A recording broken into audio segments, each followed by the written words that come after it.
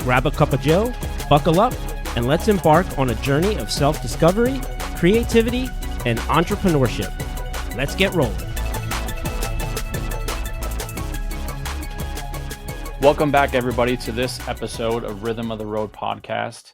If you have been joining us over the last 49 weeks, thank you so much. Welcome to Season 2. This is episode 1 of Season 2, and I wanted to bring Season 2 in with a bright, shining light. And by doing that, I wanted to invite an amazing guest, Rachel, with us today. And I don't steal thunders in intros because that is all yours to own and keep.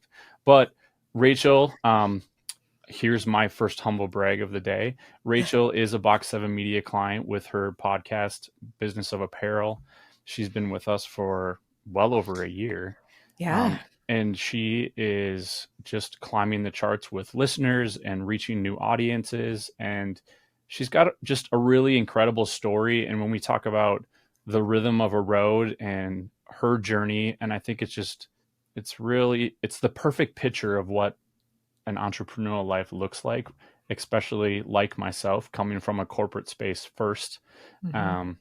We just have a different kind of story to tell and what it looks like on the other end. So without taking any more thunder, please welcome Rachel Erickson. Oh, thank you so much, Jeremy. I'm so excited to be here today and just have this conversation with you and be part of your podcast too, because you've been so involved with mine over the last couple of years.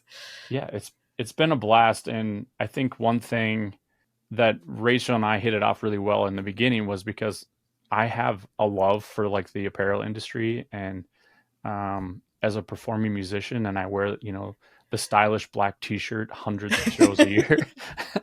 Yes. The kind of black t-shirt and how it fits and feels is really important. It is. It's very important. So tell me a little bit about, maybe just share a little bit about where your journey and kind of how we arrived here today, Rachel. Yeah, absolutely. So, what feels like a million years ago, I got a fashion design degree from the University of Cincinnati. I had been sewing for the greater part of my life. I learned how to sew when I was 7. I was kind of making my own clothes in high school, always putting together weird outfits. My hair was always weird. I had like fake glasses on a lot. I was like kind of that weird girl who everybody knew was probably going to go to fashion design school.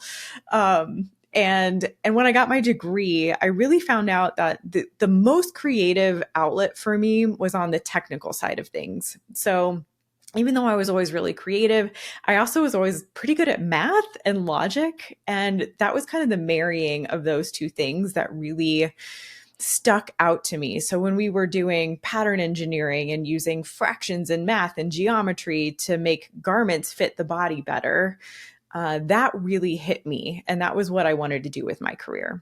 So I started my career as a technical designer and a pattern engineer at Abercrombie Fitch in Columbus, Ohio. Yes. Yes, it was one of those jobs where as a young person, you feel like, oh, there's got to be so many better things out there and I need to get out of this place. And when I look back on it now, I'm like, God, that was such a good job. Like I got to do patterns every day. I had my like little niche within Abercrombie Fitch and I knew exactly how to do it. I was really freaking good at it. And when you think about like the journey that you then go on with different kinds of brands who aren't maybe quite as big or quite as organized, you look back on it and you kind of go, geez, I was young and I should have maybe just stayed and done patterns all day, every day for the rest of my life. But my husband and I are nomadic by nature. I think this rules of the road kind of thing is like so perfect for us because we ended up deciding we wanted to leave Ohio. We had both grown up there and we wanted to see what else was out in the world. And so we moved to Dallas, Texas for a couple of years where I worked for Fossil. And then we really wanted to move to Colorado. Colorado was the place we felt like our people were there, that like, it's beautiful in Colorado. And so I just started applying to like every job that I could in Colorado, any fashion job. And I got a job working for a company called Miller International where we do rodeo wear. And so it was my first foray kind of going into performance apparel. It wasn't just like jeans and cute tops that we were making. This stuff had to like function. So if Mhm. someone is riding a bull, trying not to get kicked off, like that denim better hold together and it better be strong and it better fit the body right because he's got to be able to move in it. Mhm. And that I think really opened my eyes to like the athletic side and the performance side and the outdoor side of apparel, which I really fell in love with. Around the same time, my husband was getting really into cycling. And so he is a road cyclist. He used to race. And so we were starting to become a really big part of that community. We were spending our evenings and all of our weekends at cycling races. And I wanted to work in cycling apparel. So I ended up getting a job at Pearl Izumi, which was here in Colorado. And then pretty quickly after a couple years, got recruited by Specialized Bicycle Components to head out to California and run their technical design department.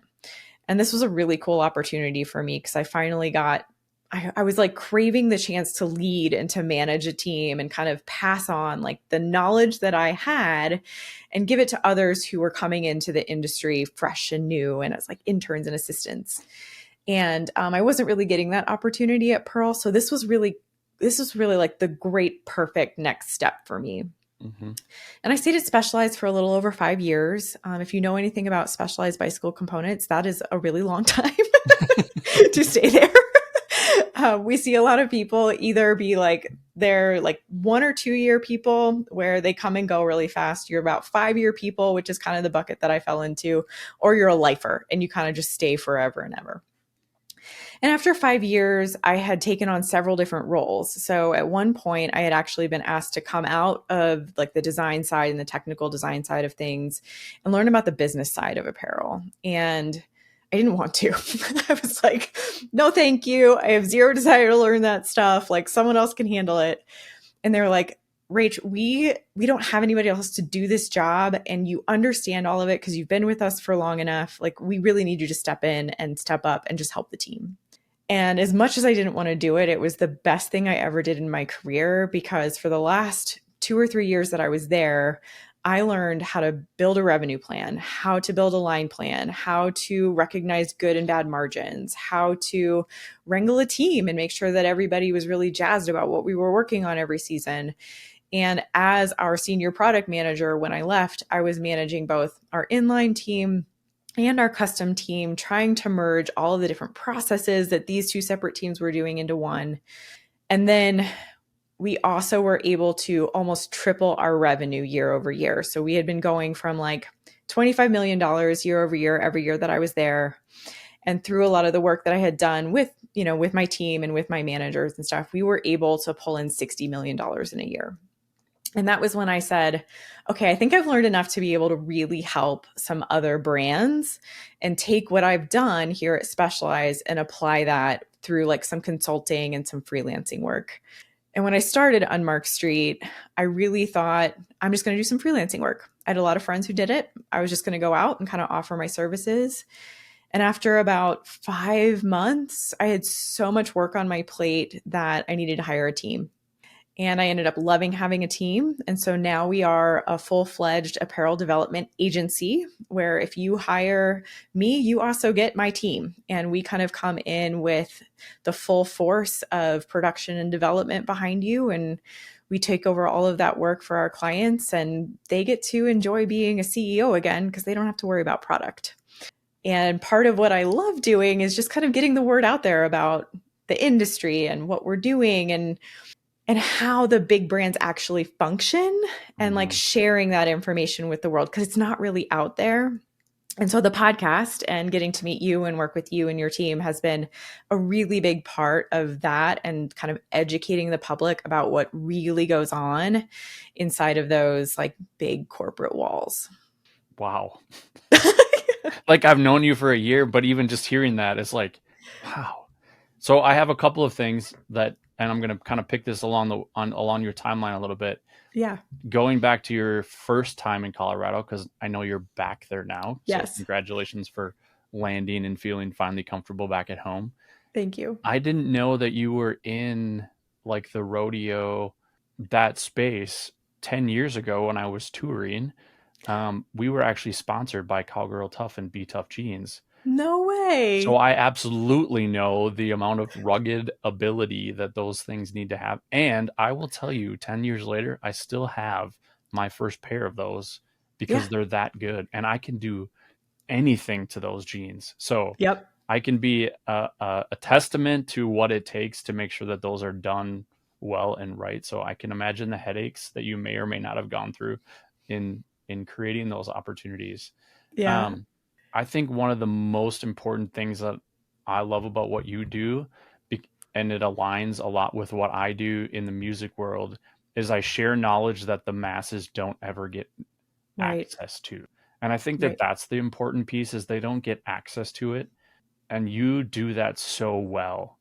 Oh, thanks. And you do it in a way that you're not completely giving away the farm, but you do it in a way because we have to move and we have, families Yeah. and things, right? Yep. But you do it in such a way that I think invites people into your ecosystem and gives them an opportunity to be like, okay, yeah, this is all the stuff that you can't read about anywhere. Yeah. You're one of the only folks doing it in a YouTube space, or now I know Yeah. recently, depending on when this episode airs, recently you've done some online education and Mhm. webinar type things that are giving folks access to things that brands like Specialized and Abercrombie and Fitch are doing on the Yep. daily. And sometimes I know when I'm talking to other musicians, because I get these calls and these messages all the time, like, what do I do here? And how does this work? And what do I do? And how many times? And like the list is long, right? And I'm like, Yeah. okay, just yes, all of those things. Yes. However, here are some ways to, skip those ladder rungs, so to speak, Yeah. or maybe get around some of those obstacles that, yes, you're going to go up against, but maybe I can help you skip at least a few Yeah. Exactly. along the way. Yeah. We find the same thing. I mean, we get a lot of questions, I think, about process. And, one of the main callings that we feel like we have is because, especially right now in the apparel industry, we're watching a lot of really good brands shut their doors. We're Hmm. watching a lot of companies have to shut down and say that, they're going to move on and do something else. We were watching a lot of people actually go back to old corporate jobs because they can't keep their businesses afloat. And unfortunately, it's because the information that they're getting by Googling or finding other YouTube channels or whatever is giving them information, assuming that either they've been in the industry long enough themselves to understand how to decipher the timing, if that makes sense, of Yeah. what that Yep. advice is, right? Like when Google tells you to make more inventory or to make new styles, that is true if you already have the groundwork of your brand laid Hmm. and you've already gone through some other processes first. And so what we're trying to do is fill those gaps. Like, what are those other processes that you need to be able to go through before you want to start adding new inventory or adding new styles to your brand? And so to your point, like it's missing information and it's also misinformation that is out on the Mm, internet that we're yeah. trying to fill the gaps of and debunk so that these brands can survive so much longer than we're seeing right now. And the stats on fashion brands that have to close after just a couple of years are staggering. And it's, I don't know, it just feels like a really good mission to help these people build their brands bigger so that they can be a behemoth of the industry and Hmm. support their family in ways that they never thought they could and have status among the fashion world. Like these are all dreams that I think these people have, and they end up not being able to realize it because things are hard and because the information isn't out there. And that to me is just ridiculous. So we're trying to remedy that. So in the let's call it performance apparel space, because that's your jam and that's where you live. Yeah. Like, what is a typical time frame for I'm just two-part question. One, what's the typical time frame to launch a brand? Mhm. And then what is the time frame for the tipping point to where that brand starts to see success enough Mm. that they kind of start to climb that ladder? I would give yourself at least a year minimum if you have an idea in your head today for an apparel brand or a piece of apparel, like a garment that you think is not out there and should be out there in the world, I would give yourself at least a year. And what that year allows you to do is find a manufacturer that you trust and that you like. It allows you to start your social media channels and start building a community and start building your email list. It allows you to go through a full development process to make sure that your goods are going to actually be of high quality. And then it also allows you to get into like a very realistic production timeline so that you don't get things late and you miss your selling window. And like what we've been talking about a lot lately is a client of mine who got puffy jackets in May because they couldn't figure out how to launch on time and their calendar was a little bit too short. And they ended up missing 3 or 4 months of selling in the first batch, because you can't sell puffy jackets in the middle of summer. You just can't. It's really hard to get people to understand that they want to buy those right then. So there's a lot of that kind of stuff. If I really was going to like give you really good advice, I would say 2 years. I would say you really want to start building up your brand now and getting your product vetted. You want to start talking to potential customers. You want to really nail down who your target customer is, put some brand standards in place, and then start your business planning. Build your business plan before you even start designing and developing your apparel, because 9 times out of 10, when we work with people on their budget up front, they find out that the 5 pieces they really wanted to bring to life, they couldn't afford to actually make. So they ended up having to start with 1 or 2. And if you're wasting time and money on designing and developing all 5 pieces, and then on the back end, you find out that you can't actually afford it, it just costs you so much more money and time than it needs to. So I would spend the first year really doing a lot of planning, laying a lot of groundwork, planting a lot of seeds so that when you get into the development process, you're ready for it. To answer your second question, we start to see brands, at least brands that we work with, who are kind of doing the numbers right. A lot of these brands are kind of bootstrapping a lot of their funding. They're trying to figure out how to make like the profits of their first purchase order equal their next purchase order, which allows them to grow. We start to see them like start that hockey stick growth around year 5. And then by the time we get them to year 10, we can get them into like really, really good, healthy profits. And you have to be willing to take a lot of risk with the profits that you're making on your apparel line and reinvesting it right into new purchase orders. But if you're willing to do that, you can be a really big brand within 10 years. You just have to be smart about it. And any money that you do make needs to be very strategically put into what's coming next. Yeah. So again, here's another example of the 10-year overnight success. Yes, exactly. Is that what we're talking about? Yeah, that's so true. Yep. And I like what you said. Like, there's the dream right up front. Like, we can do all these things, but you're like, no, slow down and do the plan first, and just be ready. Because I feel like, and I see this over and over, and even as I'm working with, consulting clients, I'm just like, just spend the time here, because you're going to spend it.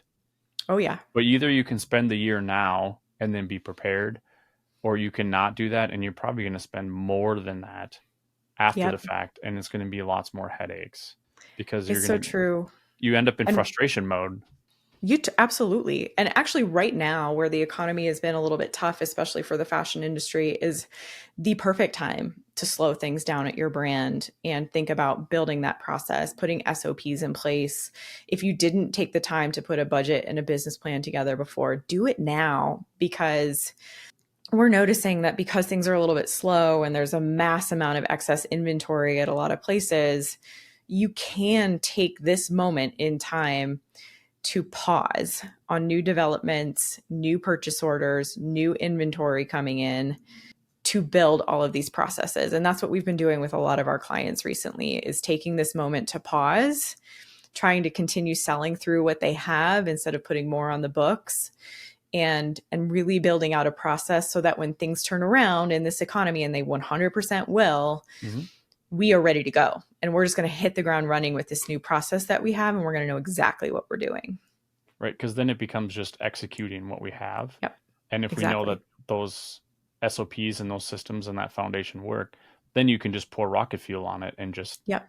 and then that's where you get that scalability piece, Yeah. which makes growth obviously a lot easier.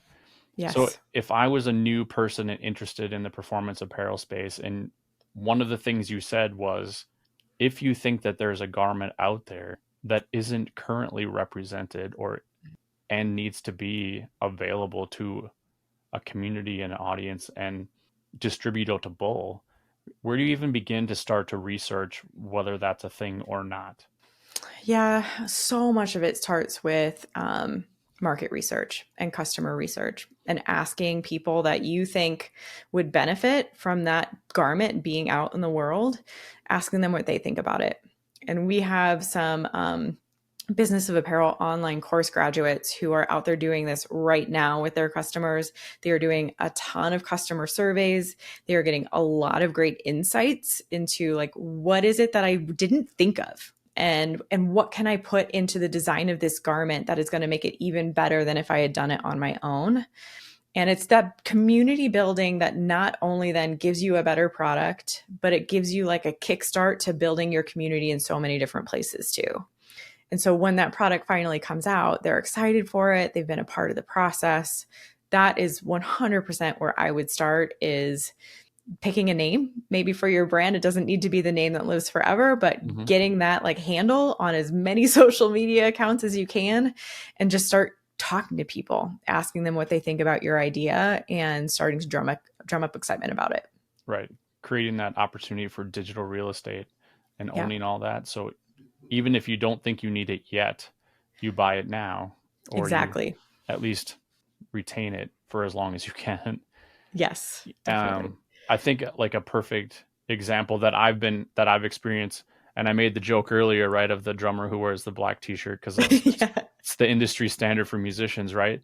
But I also know like 8, 9 years ago, you couldn't find a good, comfortable, relaxed, performance-driven type t-shirt for Yeah. musicians.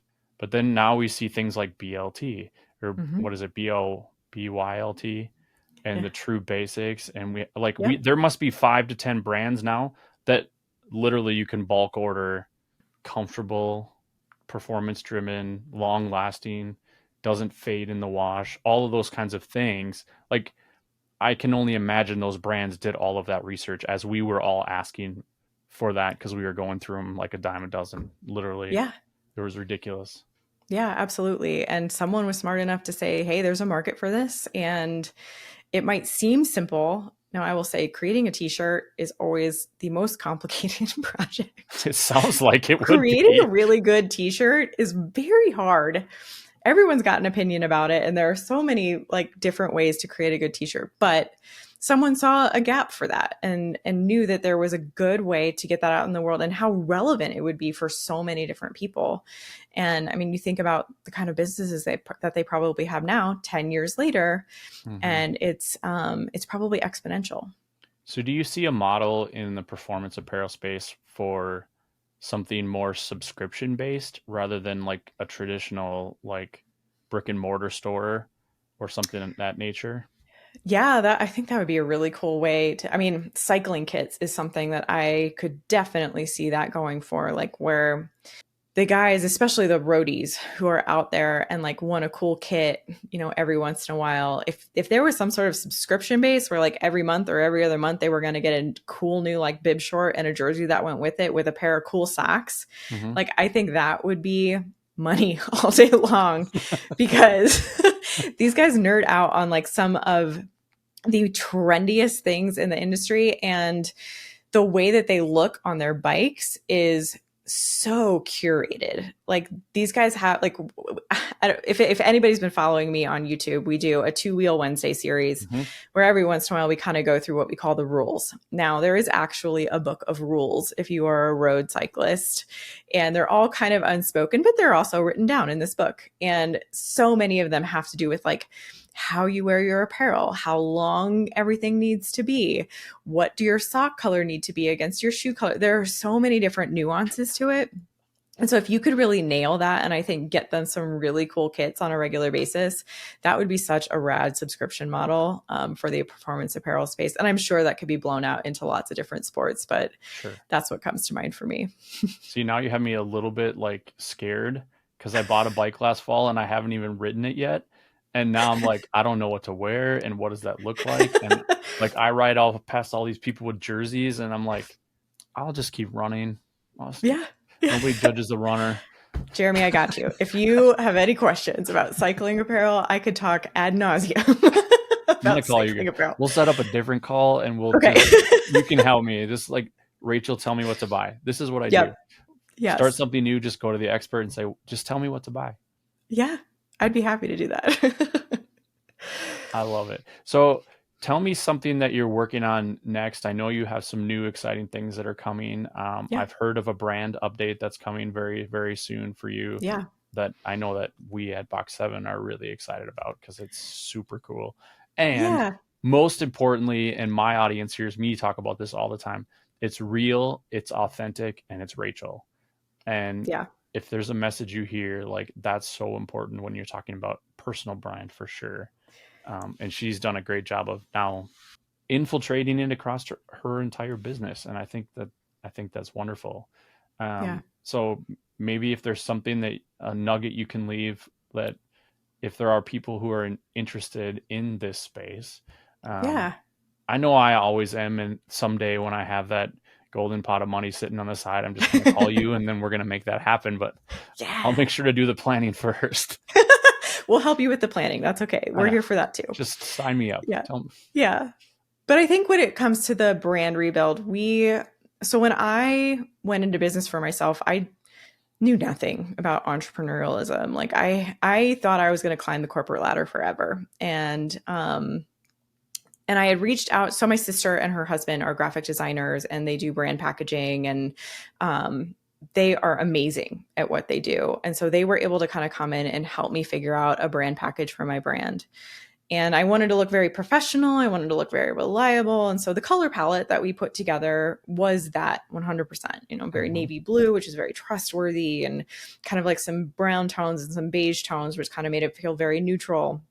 And it was good for the time that we had it. And it was right for the launch of the brand. But the more and more that I've heard about like my brand being me and me being my brand, and I am the face of this brand. And when you come work with us, I work with you. Like you work with me on a regular, like if you're a client of ours, you see me every week. And so I wanted our colors to change a little bit to represent me because I have some navy blue and brown things in my closet, but not very many. And I wanted it to be a little bit more fun. And so we're like, one thing that we're doing, for example, is changing our color palette. And so we think this will lend a little bit more fun, a little bit more of me, Rachel personality into the brand and kind of let you see that a little bit easier. We've got a new kind of schedule. We're doing a lot more live shows. So instead of everything kind of being pre-recorded, I'm getting a little bit better at getting live. And so I'm teaching a little bit about money. On Mondays on YouTube, we go live usually around 10 a.m. Mountain Time. I'm on Mountain Time now. And we talk about money in the apparel industry. So if you need help understanding like what it would cost to make a certain garment, or what some of my clients have spent, getting their brands up and running, or what corporate companies spend on their purchase orders. We're going to talk about all of that kind of stuff as we kind of continue this show. We're also going to be talking a lot more about like latest fashion industry news as we go into a new LinkedIn Live program on Thursdays. And then Ask Rachel Anything will continue on Fridays. So that's a big thing that's been really cool for us to do. And honestly, like anything's on the table, I'm usually a pretty open book. But one of the big things that we get a lot of traction on is this process called SKU rationalization. And it's a big word, but it basically just means, so a SKU is an item. So you're selling, a extra small, and medium of black, pink, and white t-shirts. Well, a SKU is a white extra small t-shirt. It's one item of that. And what you want to do every year as a brand really is rationalize every single SKU that you have in the line. There should be a rational, logical reason for it to be there. Do your customers like it? Is it giving you the kind of profits that you need, et cetera, et cetera? And so this SKU rationalization process is one of those things that the big corporate brands do every year, and nobody can find information about it. So we're teaching on that a lot. We get a lot of traction with this because it is such an unmentioned thing that happens in the apparel industry. And so coming up in October, middle of October, we are going to be hosting our next SKU rationalization workshop. So that will be the next live chance to get in the room with me where you can ask questions about the process, and we'll be teaching what we know about that. So that's coming up soon too. And we're trying to get in front of the audience quite a bit more, get to know our community more. We have a small community, and we just hosted our timekeepers workshop back in August. And one thing we said was, if you're new here, we want to get on the phone with you. We want to know who you are, because that's something I think is just so special about this community that we have. We know most of our people really personally, and we've worked with them, and we know their brands, and we know exactly what they're trying to achieve in their goals. And so if you don't know us and you're interested in learning more, come to that SKU rationalization workshop and get on a call with us. And we'd love to know more about you and your brand. I love it. Well, and we will make sure to include all that in our show notes. And Awesome. You'll be able to get a hold of Rachel in all of her spaces, and hopefully you're able to connect with her team at some point. I know that I personally have actually been to one of your webinar trainings. It was fantastic. And I'm more of a sidelines, and I'm curious. I'm also here supporting because I think she's doing some wonderful, cool things. However, like I was curious, and I didn't feel like I was the small person in the corner, not knowing anything. Like, it was inclusive. It was easy to understand, even for someone who's not an industry person, so to speak. I don't have a fashion design degree, clearly. But it was easy for me to understand. And I was like, oh, like, that's where I would go if I want that information. Or as I hear folks talk about it, I know that I've had the opportunity to, share, Unmarked Street with some people in my network. And, and of course it's always finding the right fit, but continue to keep giving back to that community and building it. And if you want to get a hold of Rachel, please don't wait. If there's one thing I can say, and you heard her say this earlier, is start early. Like, make her your first call, not the one when you need to get bailed out or when you don't know what's going on and you're dealing with a manufacturer that's overseas and you have no idea what's actually going on. I would imagine her team can help you navigate so many of those things on the front end, that even if that does arise, like, what to do, how to handle those things. And if they aren't preparing you for it, they're right there alongside of you to take care of it with you. Yes. So we've learned how to do all of that through our corporate careers, and we're happy to do it now for you. Yeah. I love that. If there was one piece of advice as people are building their own road, whatever that looks like, whether it's in the fashion space or whatever space they're leading, what would you tell them? I feel like there's lots that I could probably say here, but I haven't been doing this for very long. But I would say over the 3-year journey that I've had being an entrepreneur, becoming more of an entrepreneur, is just, good Lord, love yourself. There's nobody else like you. And the only reason that people are going to come to you and your brand and find it unique is because of you, because you're your brand, and your brand is unique because of you. And I think when I finally started to learn that about myself and embrace everything that I am, it's just changed so much for me. I feel so much more comfortable doing things like this and getting out into the community and feeling like, even on the hard days, like, we will get there. Don't worry. Like, I'm just so much more optimistic because I know myself, and I know that if the brand and the work follows me and what I know about myself, then it will be realized. So I think finding that love for yourself and having grace for yourself, because some days are really hard, is just the number one thing to me. And when you need a day to take a nap in the middle of the day because it was a hard one, or you got really tired, like, honor that. It's your body and it's your mind telling you what you need. So entrepreneurialism is a whole new beast to me, but it can be really, really beautiful if you listen to yourself. I love that. Like, you just hit that on the like there's got to be a mic drop. Mic drop there, yeah. hard to, like, I ask a good question and then you get a powerful answer and you're like, I don't want to wreck that. So Yeah. thank you, Rachel. I appreciate your time on this wonderful afternoon. I always love our conversations because they're always Same. insightful to me. And I'm always learning something along the way. If you like what you heard, or you think you know somebody that even has a little bit of interest, please do me a favor, share this episode with them, because they're going to learn something. I bet you could go back and learn enough to even feel confident to book that call with Rachel and her team. So make sure you go do that. We'll have all the ways to get a hold of her in the show notes. And thank you so much. And I'll see you all down the road. Thanks for cruising with me on this episode of Rhythm of the Road. Remember, the journey itself is the destination. Until next time, keep the rhythm flowing, and we'll see you down the road.